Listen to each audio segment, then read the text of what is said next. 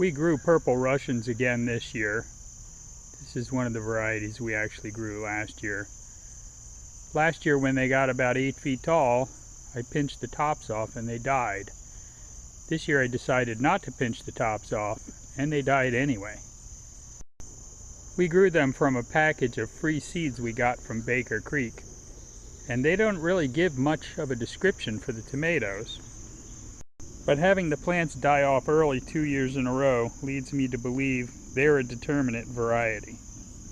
We might get a couple more tomatoes off of this plant, but the insects and the animals have really been eating these, so it's real popular with the wildlife.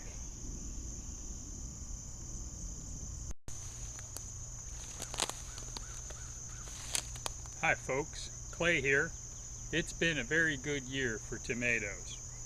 This is a Mortgage Lifter VFN. It's one of the new varieties we planted this year. I thought I'd take a little bit of time and go through the 8 new varieties we're trying and let you know how they turned out. I'd rather make this video at the end of the season, but I really can't afford to wait that long.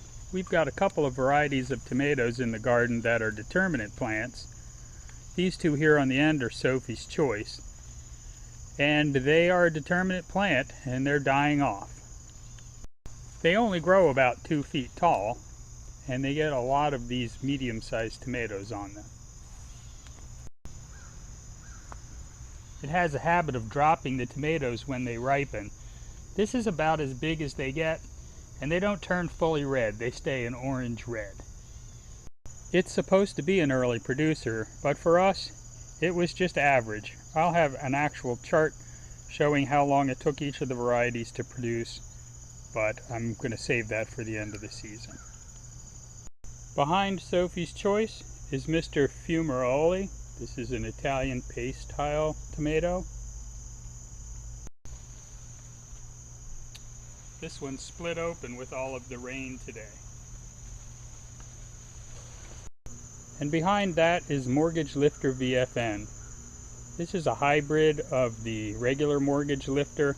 It's bred with some disease resistance, has the same vigorous growth habits, and it grows large tomatoes. The biggest difference is that tomatoes tend to be a little red. They don't have the same pink color as regular Mortgage Lifter, but they do grow in the same style and size.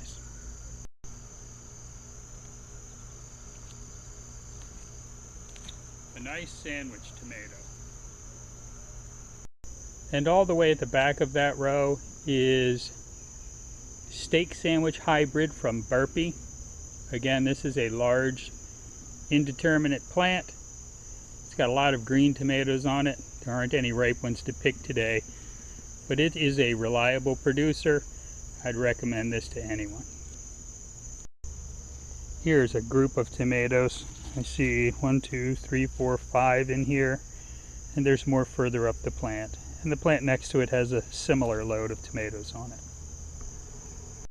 In the back of this row are some black crim tomato plants. The front ones are carbons, behind them are black crims. Similar plant. They're both indeterminate, vigorous growers, producing large tomatoes that are purple fleshed. Let me go in there and see if I can find one.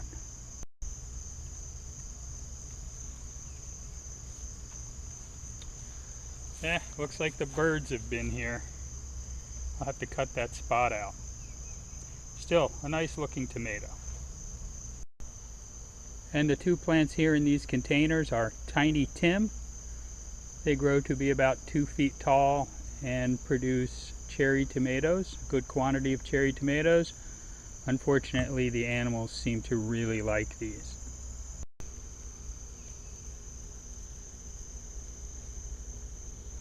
Here's one they missed. Delicious. The first 2 plants behind the Tiny Tim are Rutgers. That's a new variety for us. It's been a reliable producer of medium-sized globe-shaped tomatoes.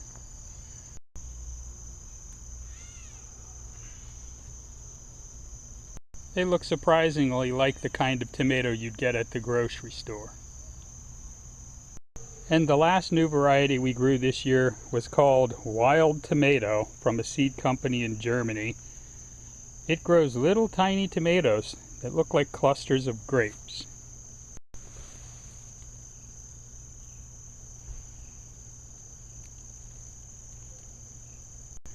I just pick them off and eat them like candy.